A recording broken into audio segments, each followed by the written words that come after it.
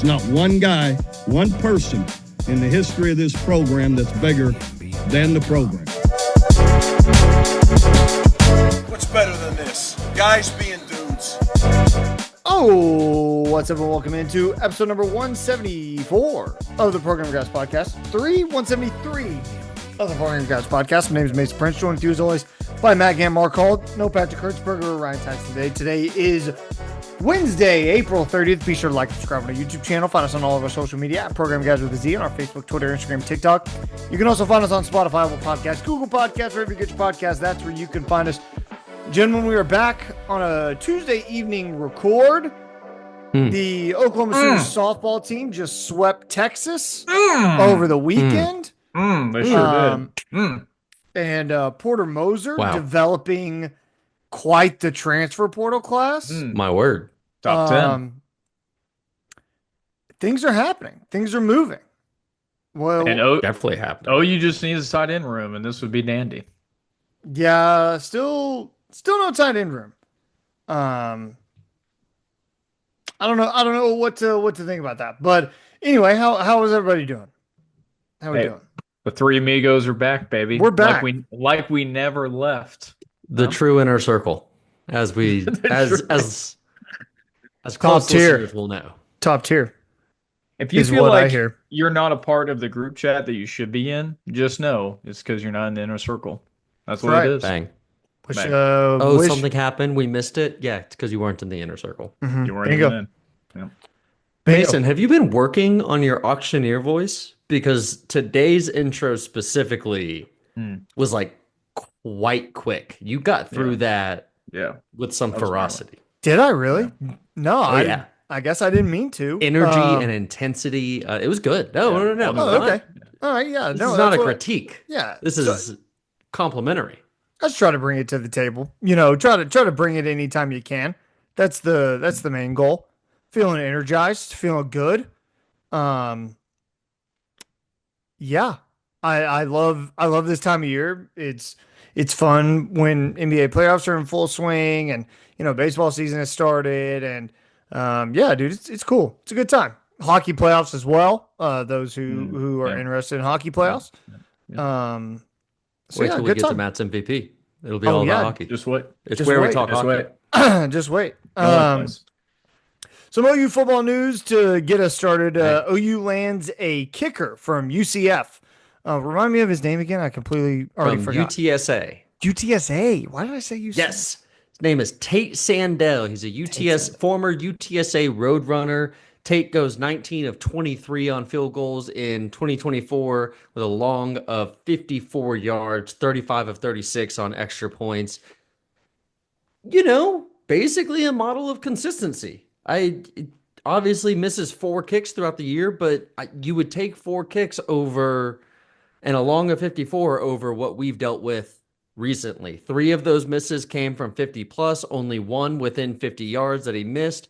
If you can get a guy who's going to be automatic or so within 50 yards, you are looking pretty good. Now, obviously, you got to do it on the field in new environments than he's done in the past, but this was absolutely a need for the Sooners, and they went out and they found someone. Matt? Yeah, we haven't had a real consistent kicker since the burrito incidents, which I can't believe I'm still saying this today, but we just have not had the confidence. And I don't think BV has. I think that's why you've seen our team go for more on 4th and shorts if we're within the 40 of the opponent's yard line, because we just don't have a whole lot in our kickers to make those 40 to 50-yard field goals. So hopefully this guy can change it. He's very accurate within 50, but just haven't found a guy that has that leg to have that confidence to get 3 through the field goal post. So hopefully we can get some kind of consistency, because it just hasn't been great the last few years. Yeah, you're completely right. The kicking game has been rough, and just look at, even great teams have trouble with kickers, and getting a kicker. I know for a fact Alabama has been begging for a kicker for years and years and years. They just can never seem to get a kicker that's worth a damn. And, Georgia had Rodrigo Blankenship, and he was kind of the last, really good kicker that they had. It's important for OU to have a good kicker, especially what you pointed out to, Matt, and especially in short yardage situation, knowing you can rely on 3 points would be huge in these situations.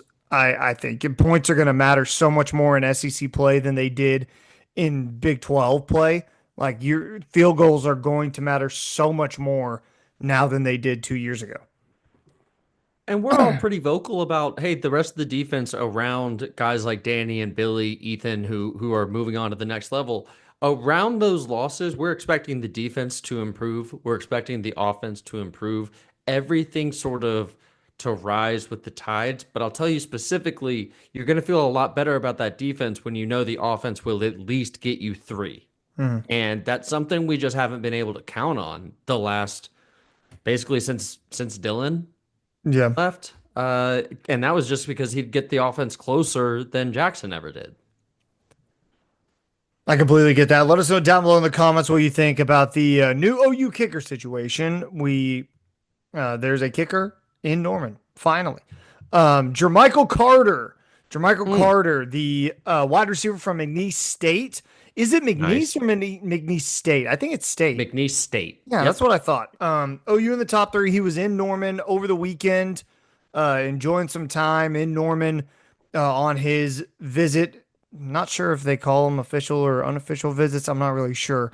When you're a I transfer, think in the portal, they're just visits. right? I think that's right. Yeah. So that would be a great get for Oklahoma. It would be very, very nice, especially because look, I think we're all pretty high on John Mateer. I'm not. I think we've kind of beaten it to death. I don't think he's Baker Mayfield, but I think he's a very good football player. And I think he's going to be a massive improvement from what we saw last year. And to get him as many weapons as you possibly can is going to be huge. It's going to be massive. To take a little bit of the pressure off of Mateer and have because how many times last year? Obviously, injuries played a factor, of course, but injuries could play a factor again. You need as many bodies as you can possibly get in that wide receiver room right now because you just don't know who's going to stay healthy. So Jermichael Carter would be a big get. Well, and you look at it, Giovanni Gibson goes down with an injury. They're saying maybe he'll be ready for the beginning of the season. We've talked about that. I'm a lot more comfortable if you just sit him that first game, maybe even sit him against Michigan, ease the guy in. Bringing in someone like Jermichael Carter might make that a little bit easier. 6'4", 192 pounds, posted 37 catches for 537 yards last season. Guess what? That would have led Oklahoma in receiving. He throws 3 touchdowns, or not throws, but catches 3 touchdowns on top of that. And according to his Twitter account, is down to a top 3 of Oklahoma, Baylor, and Vanderbilt. So while those aren't top tier, top flight programs, you're competing against a Big 12 school and an SEC school. This is a guy who has been noticed by programs other than just Oklahoma. We're not fishing at the bottom of the barrel to go and get him. I'm excited to see what he chooses. You know, the guy is going into his junior year, might be a redshirt sophomore even. And so it's possible that there's even more to uncover with Jermichael Carter. What do you think, Matt? Yeah. Yeah, 3 years of eligibility. Love his height. Currently on the OU's roster, 11 out of the 15 receivers are 6 foot or shorter.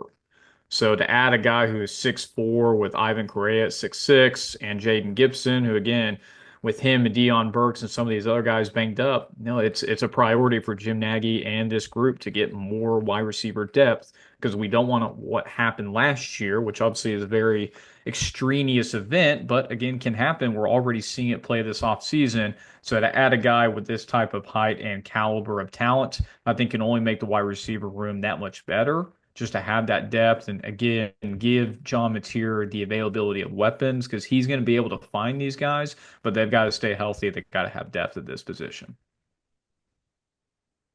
Absolute Boston. Stop. My dog is over here whining. Mark, you're muted in case you didn't know. Thanks, bud. No. On the receiver front, it's cool to me that we haven't seen Jaden Gibson enter. And the deadline has already passed, so unless paperwork is just taking, a few days of a buffer here, it seems like Jaden Gibson is going to be sticking with the Oklahoma Sooners in 2025. That's not really what had been expected, I guess. Really happy to see because I've always said I think his potential's through the roof.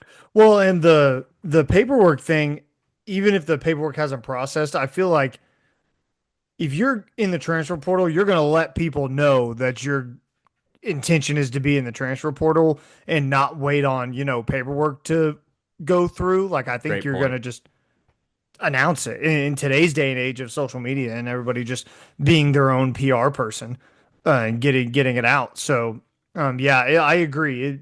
Very, very big for Oklahoma to keep him locked in. Anything else on that front before we talk about some other transfer news?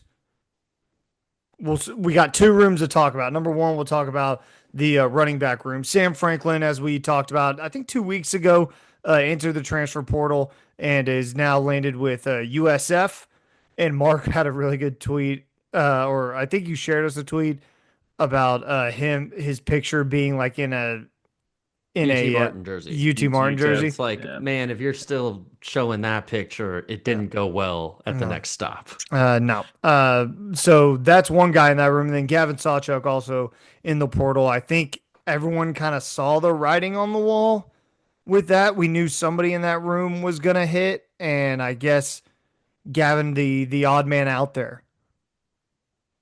Eh, Yeah, I don't think that surprised me, especially with the guys and bringing in Ott from California. I think you expected to see some more churn from the running back room, and those two guys I think were pretty expected to go with not a lot of rep shares, and Gavin really just kind of fallen off the cliff the last few years, ever since that Florida State game when him and Barnes went off and thinking that Gavin could be the lead guy into the following year and just hasn't proven that way. So not a surprise. I think it's really good for the running back room, and hopefully DeMarco can put this town out together because I think there's some really good guys in this room, and will be interesting to see who he leans on throughout the season. Yeah, I worried that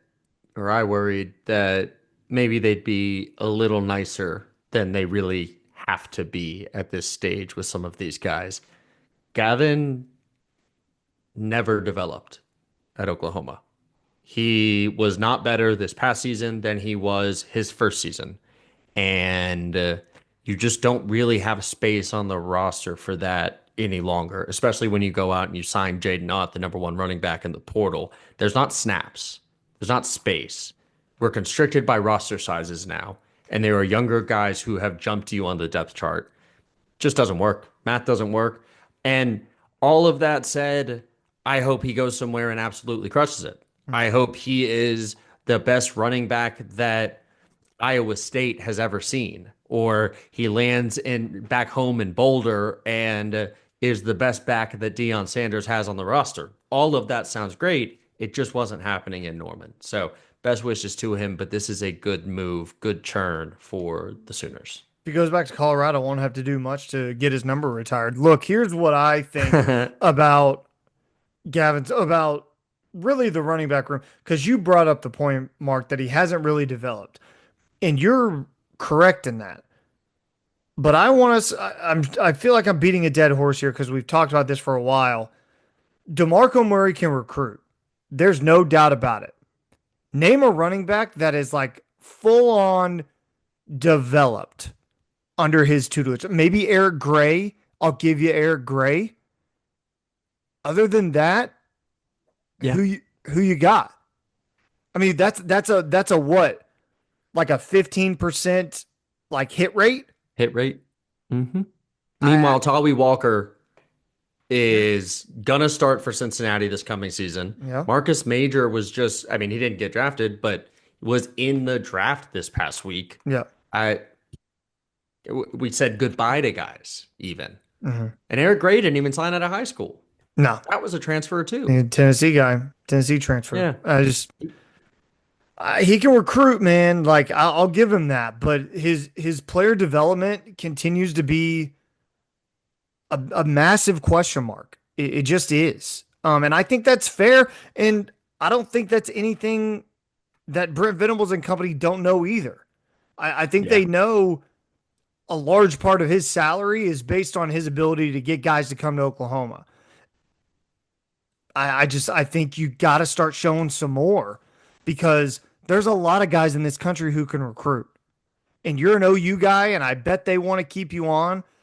But like at some point, the running back room has to get better, and Hmm. they're not right now. They are not.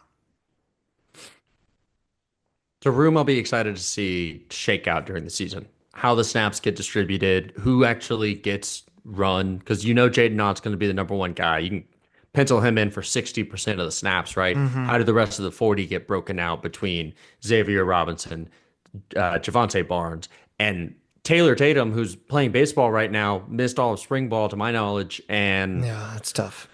what's going on with him? We just don't know. Yeah, So it's a fun room to keep an eye on. is he Mason, getting you on said there was. Go ahead. is In he getting baseball, on I the don't think field for so. baseball? Yeah, I was about to say I don't think he is.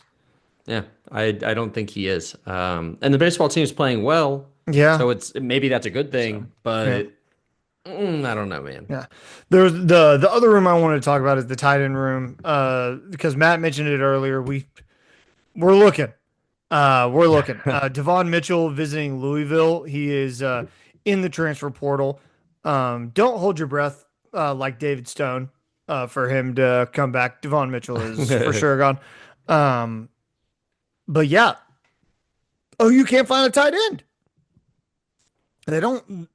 I don't know what they're doing. I am concerned to say the least. Concerned to say the least. Matt, what do you think? definitely concerned. Yeah, I know we missed out on I don't know his name that transferred to Wisconsin. I think he was the top tight end to the portal, but he Right. just committed the other day to Wisconsin. That was a big miss on the OU side. Just can't seem to land that guy, even though we've had a couple guys from smaller schools. We just don't know who's going to be the guy because we were all leaning on Devon Mitchell to have kind of a breakout. He had the most upside, the most talent. He's a freak of nature. There's a reason why he reclassified and joined the Sooners early. So right now it's just a tight end room by committee, and I'm not sure what Joe John Finley is going to cook up, but he's got a lot of guys in there that not sure how they're going to compete in the SEC. And you even saw some tight ends in the draft, right? These guys were going in, I believe, the first couple of rounds. The guy from Penn State, Tyler Warren, and whoever else. So these guys can be a Colson big Loveland. impact on the field. Hmm. Yeah, Loveland from Michigan. And we've just not had a tight end in quite some time that has that dynamic route running to be able to be another pass catcher and be another outlet. It's just been guys who've been lined up on the line asking to block, and they haven't done that either. So be really interesting to see how Joe John Finley handles this room. I'm surprised again he's still here after the last few years of what the room has been and still hasn't seen any improvement. And I'm not even sure what's left out there in the portal to get at this point. Yeah, I just talked about DeMarco Murray. All the points echoed and amplified for Joe John Finley because not only are dudes not developing, he's not even recruiting guys, and the guys he recruits leaves. So, like, I agree, man. What's he doing? Devon Mitchell was the feather in his hat, in his cap. Like that was his crowning achievement as the tight end coach at Oklahoma. And for all the reasons that have been talked about before, that failed spectacularly for everyone involved. And he can't get anyone else in the door. And so I'm zagging. The highest catch, or the tight end with the most catches at Washington State last year was Cooper Mathers with 13 receptions. It's not that big of a deal. Okay. And Jaron Kanik is going to prove to be the go-to at the position because he's not afraid to go hit someone in the mouth. He's great running forward. Everything he does, if he's running forward, he's going to be good Oh, at he's it. great. And he's by far the best athlete we have at the position. Now, there's projection involved here, but I've said it before and I'm going to continue. He's going to be the most impactful tight end on the roster next season. It's not going to be a transfer that you get in April at this point, and it's not going to be one of the D3 guys that came through. It's going to be Jaron Kanik, and I'm not saying he has 10 touchdowns, but you're telling me you can't get him 13 catches for 196 yards? I think you can. JK, 12, baby. I like the zag. I like the zag. I think it was a good zag. Um, he's great at running forward. Straight line Canic is a great Canic. Monster. That's a great version of Jaren Canic.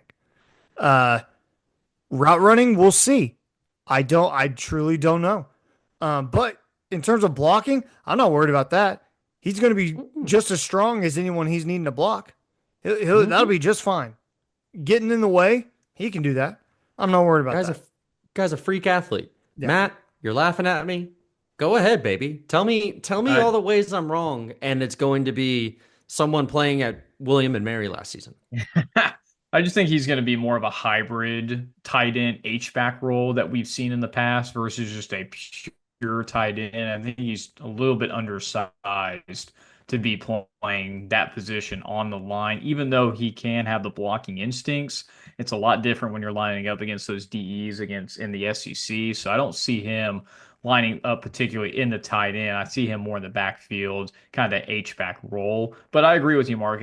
Out of the tight end room, someone has to come up, and he's got the most athleticism. He's always obviously been around the program, but I think it's going to be a tight end room by committee. I don't think any one guy is going to take the majority of the snaps for the entire season, especially with the big guys on in the SEC. I just think there's going to have to be a revolving door, kind of case by case, to see who breaks out, if anybody does. Love that. Let us know down below in the comments what you think of the tight end room and the running back room. We read every single one of your comments. Okay, Matt, you want to circle the wagons for us real quick? Yes, I can. Let me go ahead Or do and we get want to it do pulled draft up. first? Do we want to do draft first and then wagons, or are we already in it? Let's do We can Wagans. draft. Yeah, go Let's ahead, let's Matt. keep to the Oh, OU. Go ahead, Matt. yep. Let's do it. I'll start with softball. What you mentioned earlier, Mason, to start off the pod. Women's softball in Norman, Oklahoma. Get out the brooms. They swept number two seed in the nation, Texas, 3 games in a row, and they were good games. First game winning 7-6. Second game 7-2, and a close one 9-8. And OU got up early and often in all three of these games. And really, Texas had a couple of valiant efforts in the last couple of innings of a couple of those games before OU kind of held on late and made some really good defensive plays, especially in the second game where we won 7-2. Kristen Deal dealt that game, and she probably had the best game of her season. That's what OU needs besides Sam Landry, injury is some of these other pitchers to step up. Because right now, what OU is facing, they are giving up runs. The pitching hasn't been consistent. So they're really relying on their offense to outscore their opponents. So hopefully, as the season continues to wind down, they will find some more consistency in the pitching staff. But regardless of that, cannot take away what they did to Texas. They should be unanimously number one. I'm not sure when the softball poll comes out, but they should be number one regardless of what I've happened seen a over last couple weekend. different polls that they're already won. So like I think Yeah, and they should. I at least a couple. I don't know which one makes it an official one, but I've seen Yeah, at least two different ones where they're already number one. yeah. And right now they're 42-5 overall, 16-5 in conference play, and they have another heavy hitter matchup as they will travel to Gainesville and take on number 7 Florida before the SEC regular season ends, and then the SEC tournament will start. So obviously, good luck in their last series season to end the year. Switching over to the other diamond, baseball, 13 or 30 and 13, 11 and 10 in conference play. They lost to ORU on a Tuesday night 5-3 before losing 2 out of 3 against number 10 Georgia in Athens, where they did win the first game 8-6, but lost a tight one in game 2 10-9, where they tried to rally back in the ninth but came up just a little bit short, and then losing the rubber match 3-6. So the SEC gauntlet is continuing for them. They will take on Wichita State before a 3-game series against Old Miss as they continue to wind down the season themselves. Let's talk about OU's men's basketball. I feel like every single week we are picking up a new guy that comes in, and Porter Moser is putting together a pretty impressive class, landing a former five-star and All-American Darren Reed from Alabama. He is a 6'8 sophomore who did struggle with some injuries this past season, only averaged 6 points and 2.8 rebounds. Guys, what are you thinking now that OU is a top 10 national portal in the rankings? What do you guys think about what Moser is putting together so far? I like what he's doing. Um, I I will withhold judgment until we get to January and they start playing conference play because we know what's going to happen. This team's going to come in and they're going to start really good in November and December, and then they're going to get into conference play in January, and we'll see what happens. Um, I think he's doing the right things. He's recruiting the right guys and getting some really talented players in there. But I've been burned before, and I won't be burned again by Porter. 6'8", 220-pound former five-star. Sign me the hell up. That's easy. That's the most talented, just by the recruiting rankings guy that Porter has had in the building. So yeah, it didn't work out exactly how it should have, possibly at Alabama, but their loss is our gain, and this might be the one I'm most excited about getting on the floor and seeing what he can do. He's got size, he's versatile. Not going to be bringing the ball up the court for you, but he can do a lot of different things and provides options at the 3 and the 4. Shit, 6'8", maybe even the 5 in some games, and you just see what happens from there. Yeah, adding quite a few guys. Obviously, Xavier Brown from St. Joseph, Miami transfer Najal Pack, and Notre Dame transfer Tay Davis. I mean, these are athletic, versatile guys. These are the type of dudes that you want in the building that can prove to be very good. I think the upside is there. It's just can they put it together? And I think that's what college basketball is turning out to be. You're getting a whole new team every single year, and you have to be able to put it together to make a run in the NCAA tournament. So let's see what Moser can do with this talent that's coming in to the building. So good luck to them, but we'll see if he continues to add throughout the portal season. Men's tennis, 16-10, 7-7 in conference play. They are heading to the NCAA regionals. They will face Illinois in the first round on May 2nd. Women's tennis also getting a bid to the NCAA regionals. They will play Denver in the first round. That will actually take place in Norman. Unsure where men's tennis will be, but those will be coming in the postseason over this next weekend. OU's men's golf had their first SEC championship come to an end on Saturday, where they fell 3-2 in match play in the quarterfinals to number 8 Florida. The 6-rate Sooners earned points from Jay Summy and SEC runner-up Drew Goodman, but just didn't have the momentum in the last 3 or 4 matches, even though they were playing very good up until that point. They will now figure out where their regional destination will be. That will actually happen if you're listening today on April 30th.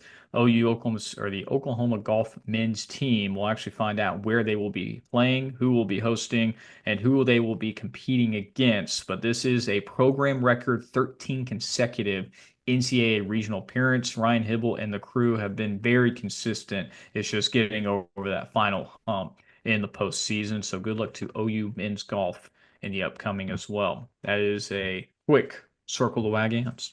Thank you, brother. Appreciate that. The NFL draft was this past weekend. Yeah, you can call it weekend. Started on Thursday. We had to wait till Saturday until an OU player was drafted. Those guys drafted first Danny Sussman to the Saints, Billy Bowman to Mark's Falcons. And was that it for the draft? That's it. Yeah. We had 2 guys get drafted. Several guys sign after the draft as undrafted free agents, but only the 2 defenders go. Those 2 drafted, but I'll go ahead and rattle off who has signed. Woody Washington with the Ravens, DeJoun Terry with the Rams, Caden Woolard with the Colts, Ethan Downs, the Jags, Trace Ford, the Giants, Michael Tarkin, the Panthers, Spencer Brown, the Buccaneers, Jake Roberts Chiefs slash Raiders. I He's guess. going to go to both mini camps. Oh, Is what okay. he's done. He's Nice. accepted invitations to both mini camps. Okay. And Luke Elzinga is with the Titans. So shout out to all those guys. That's really cool for them. And Danny and Billy, that's fun. Sucks they had to wait till day 3, but two really good football players who I expect a lot out of them at their stops. I'm so effing excited for Billy Bowman to be a Falcon. Someone's just got to That's get cool, me the man. link to those jerseys, and I'm gonna be all over it. They're gonna play him in the nickel. They're gonna play him in the slot, not as a deep safety. He's a little undersized, so it makes sense. There was a good quote from defensive coordinator Jeff Ulbrich about it after they drafted him, and it just seems like they're gonna let him be a Tasmanian devil in the slot, man. Talking about how you have to have the right attitude, that right mindset, the right quickness to be able to do it, and all of that screams Billy. It's gonna suck rooting against Danny Stutzman Mm, as a member of the Saints for however long he remains there, but he is gonna be so freaking good in that black and gold, yeah. and I think both of these guys got a little bit underdrafted. I think you're right, especially Danny. I really thought Danny was at least going to be a day 2 guy. Mhm. I was very shocked that he didn't go on day 2. Billy a little less surprised, but knew Billy would get drafted. Just figured it'd be a little later.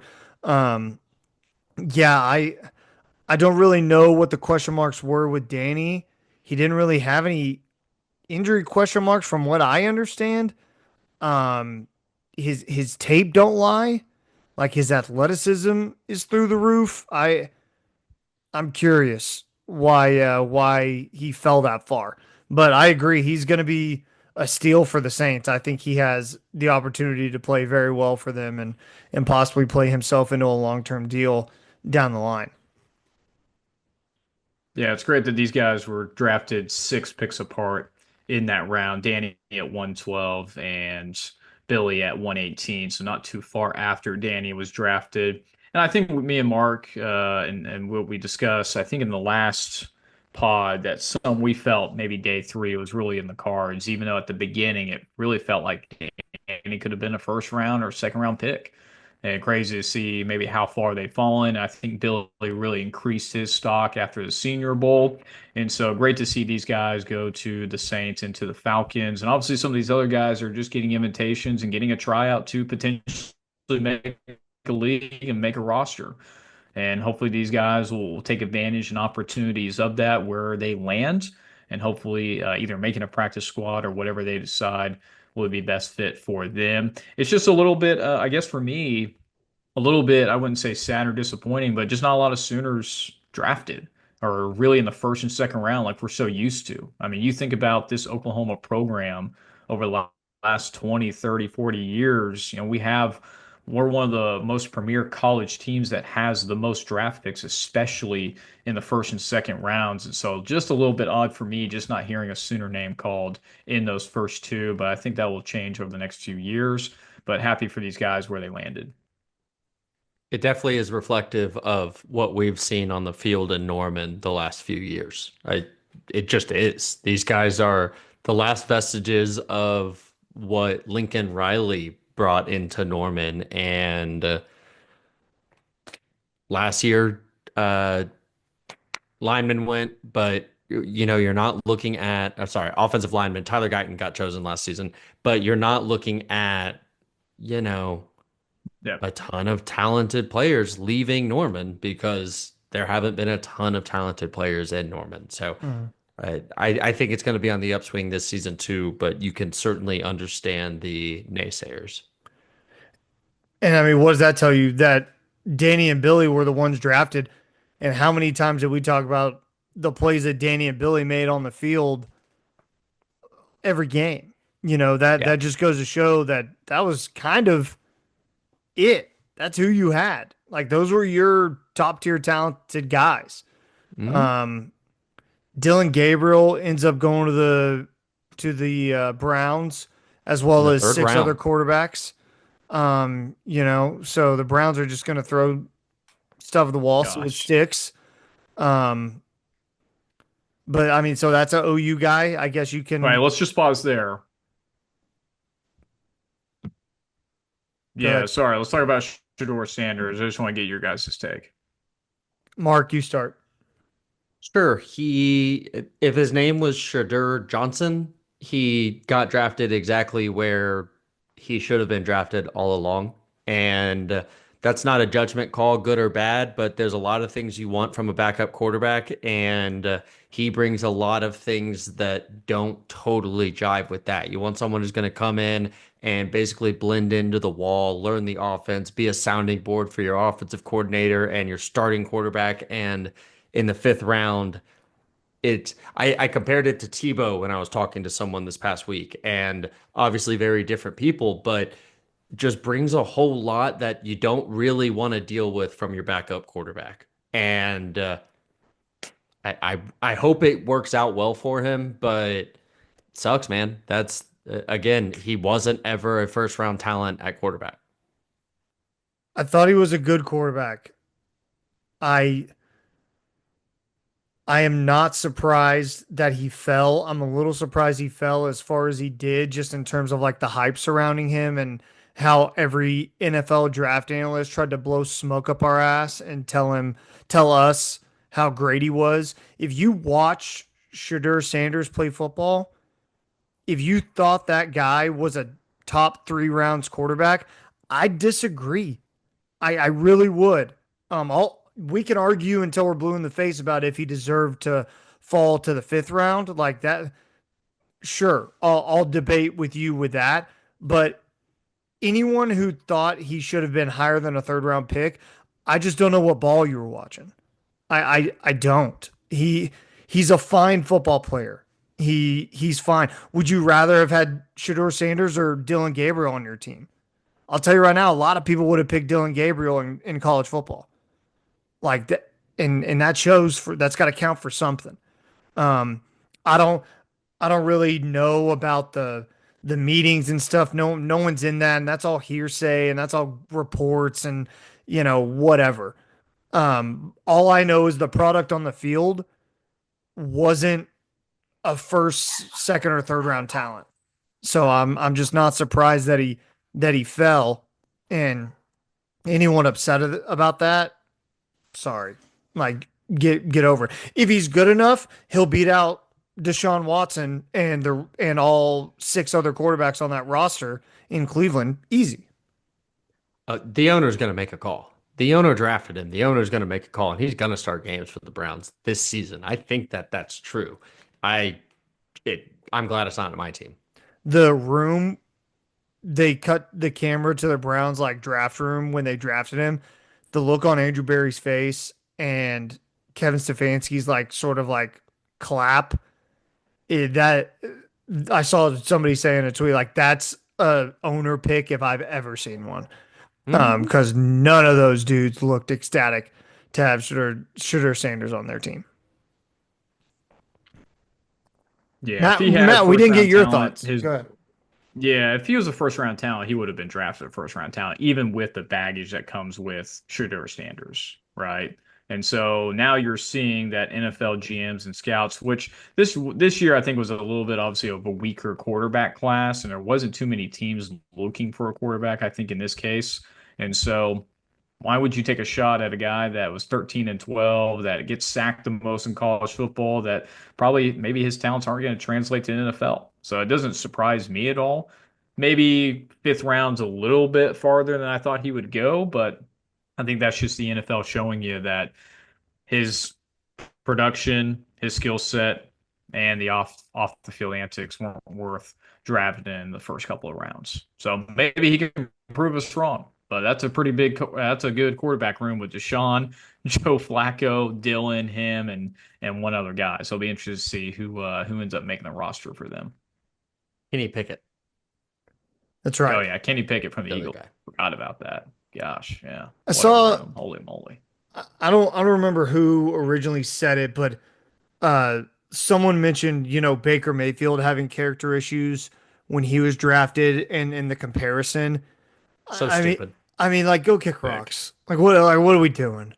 What are we doing? One dude was a unanimous Heisman winner and Heisman finalist, and had 3 years running. a million traits that you look for in a starting quarterback in the NFL. His teammates loved him. His coaches loved him. We can't compare the two. We can't do that. That's insane. It's insane behavior. Matt made a great point too. If he had first round talent, he would have been a first rounder. Jameis Winston went one after stealing crab legs and screaming Yeah. obscenities in a food hall. Like You're right. none of this shit matters if you can play ball, Yeah. and the NFL has spoken. Yeah. Can I say something? Save space, trust tree. Let's do it. I think Cam Ward's going to be really, really good. I think he's going to be. Really? I do. I'm drinking the Kool-Aid. I think he's going to be really good. I don't, man. I fair. I get He'd it. have been like the eighth quarterback last year, I think. Fair. I get it. I do. I understand. I think I'm drinking the Kool-Aid a bit. I I like it a lot. I don't think Tennessee's a good place for him to be. Like, if he went to the Patriots or something, like obviously they have Drake May. But like, if he went somewhere where he could like actually learn how to play football and not a franchise like Tennessee, like I think he'd have a shot.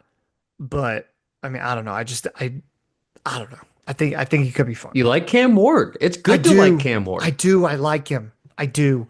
Um, but yeah. Uh, Drafting Green Bay a success, Matt? So I think the actual draft itself was incredible. Being in Lambeau, being in the historic city of Green Bay, Wisconsin, to hold the draft, the turnout, Luxurious green room. Uh-huh. exactly. Yes. And for me, I'm not sure Oh no. why we decided to go so offensive heavy in the first time in forever. When historically speaking, we always draft defensive players the first 3 rounds, and yet this year we turned it around and drafted 3 guys in the offense side of the football, which is great.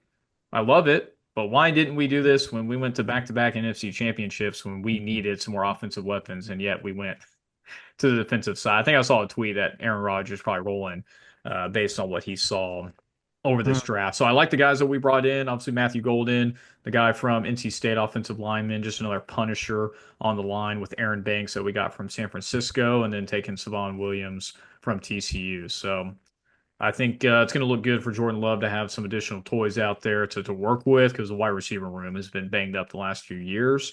So I think all in all, a pretty successful draft, and I do like the guys they took in the back end as well. Mark, you want to talk Falcons or no? I wouldn't have done the trade for Jalen Pierce. Or yeah, I not Jalen Pierce.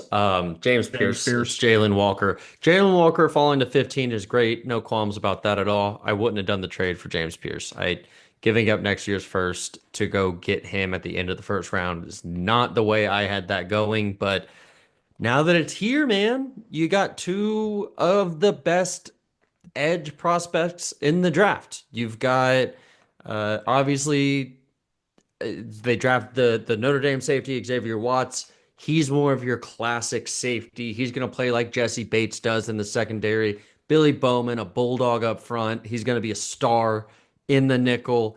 And then seventh round swing tackle. That's fine. I think the collection of players is good. I don't love the way we got there.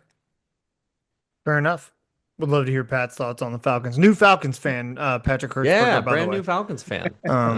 Yeah. Mason, real fast, just one important question for you. When Tua gets hurt this season, will you be buying a Quinn Ewers jersey, or how does that work? Yeah, because I think he's gonna start ahead of Zach Wilson. I don't think they're gonna play Zach Yeah. Wilson. I think they Yeah. play Quinn Ewers.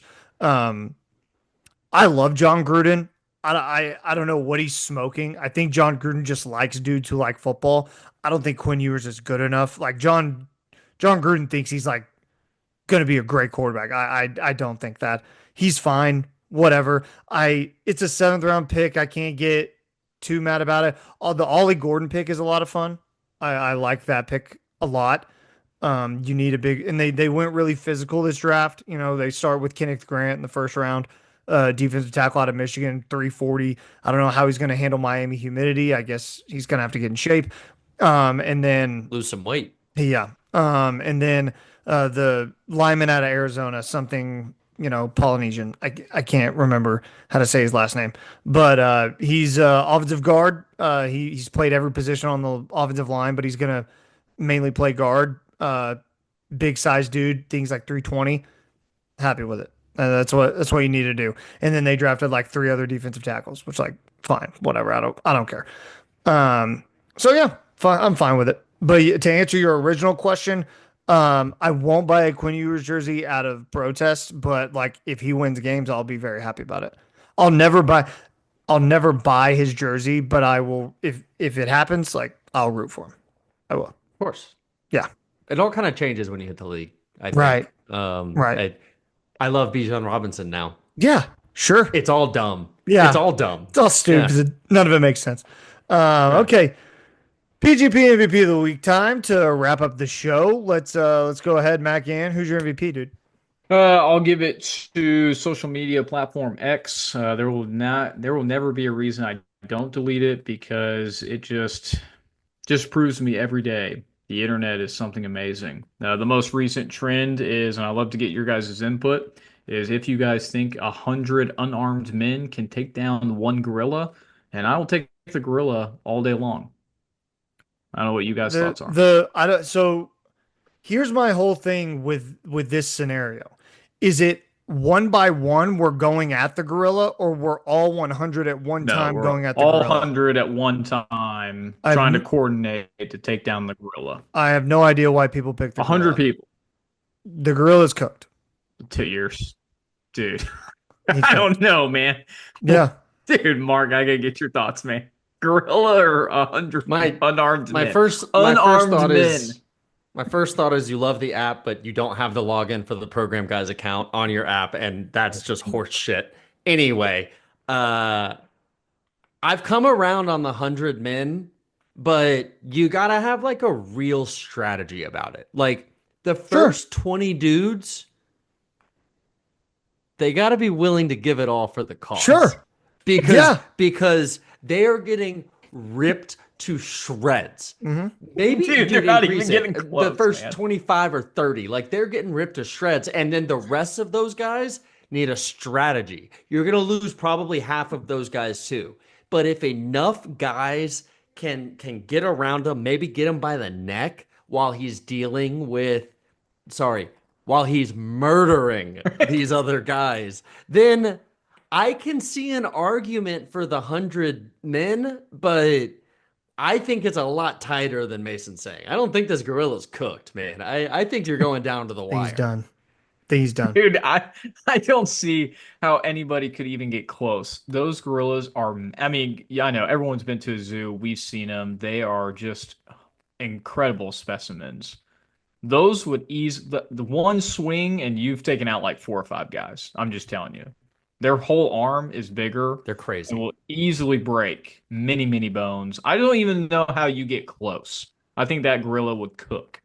I even saw like people taking like NFL players, like, yeah, if we take Saquon and all these guys. No, not even a chance. That gorilla is going bananas. Twist on the question. How many Matt Gans does it take to kill a gorilla? 150. You might need 500, 150? man. Dude, I'm going like 300. Like Could be. Dude, we ain't the 300 Spartans, man. We're gonna need 500 of us. 100 marks can't do it. I'm confident in that. See, I think some of it is Mason really works out in a way that I don't these days. And Matt, you're fit as hell, but like not yoked up the way Mason is. Yeah, Mason looks in the mirror and he's like, dude, me and 99 of me, we could do that. And that's just not the life the rest of us are living. How many Masons would it take? Well, 100 would cook it, apparently. I'm telling you, 100 would cook it. You put 10 on each arm, and you're already good. What does it look like to be on the arm? It's like it is destroyed. It's how do you get out there? of sockets. I don't agree. I just don't. I don't. Have I you tell you, ever that's been why the internet surrounded by MVP. one? Have you ever been surrounded by 100 things? Like he's surrounded. He may be strong and moving like that. I'm gonna jump on top of him and I'm gonna gouge his eyes. And my other friend is gonna grab his nutsack. Like we're going to fight dirty. I You don't have to fight understand. dirty for sure. I don't understand this thinking. Like you're gonna box the gorilla? No, I'm fighting dirty. He's gonna bite people's necks out, and you have to make that sacrifice. But for the others, we're fine. I think we got it. That's why my MVP is the internet, baby. It's just undefeated, man. It's just undefeated.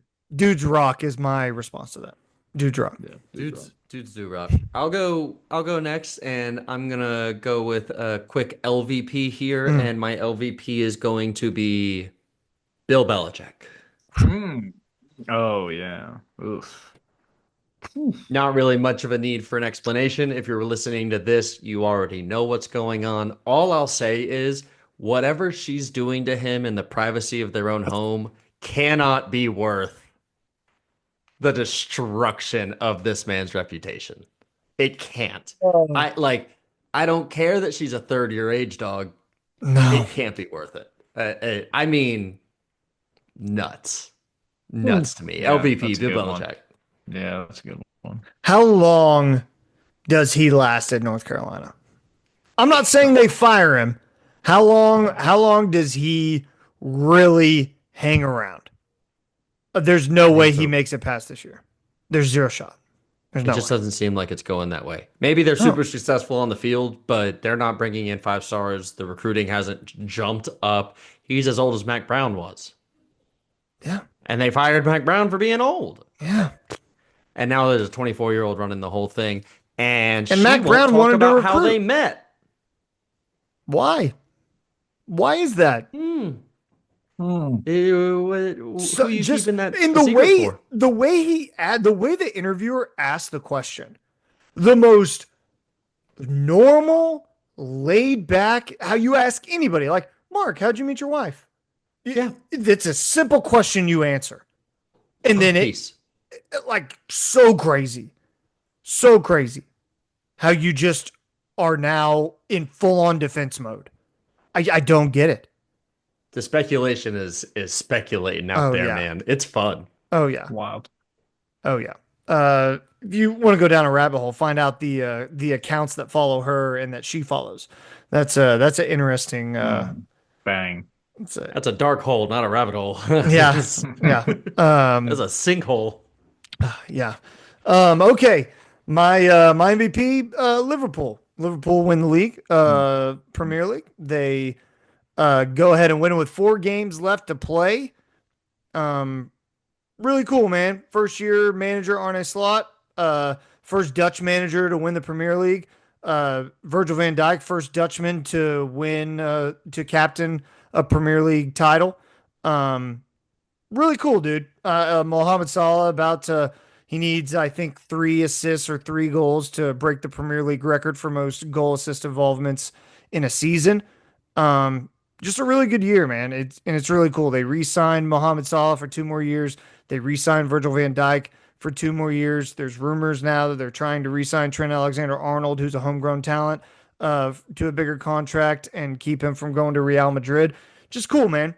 I love being involved in soccer and being a soccer fan. Like, look, I'm not going to pretend like this is my Super Bowl. I obviously am excited the team I follow won, but it's cool to see the way soccer works and to see them win a title. I am a fan. I watch every game. I've seen every game. They've played 34 games this season, and I've seen every one. So it's cool. My MVP, Liverpool. You should know they're called matches. You're right. I should know that. I do that Fixtures. to Patrick, and it's my favorite. Fixtures. Fixtures. Yes. Fixtures. What a ceiling fan? Yeah, Ridiculous. amazing. Okay, that's going to do it. We will see you next week. Episode 173 is in the books. Be sure to like, subscribe on our YouTube channel. Find us on all of our social media at Program Guys with a Z on our Facebook, Twitter, Instagram, TikTok. You can also find us on Spotify, Apple Podcasts, Google Podcasts, wherever you get your podcasts. That's where you can find us. We'll see you next week. Mark, take us out. Keep pushing it, baby.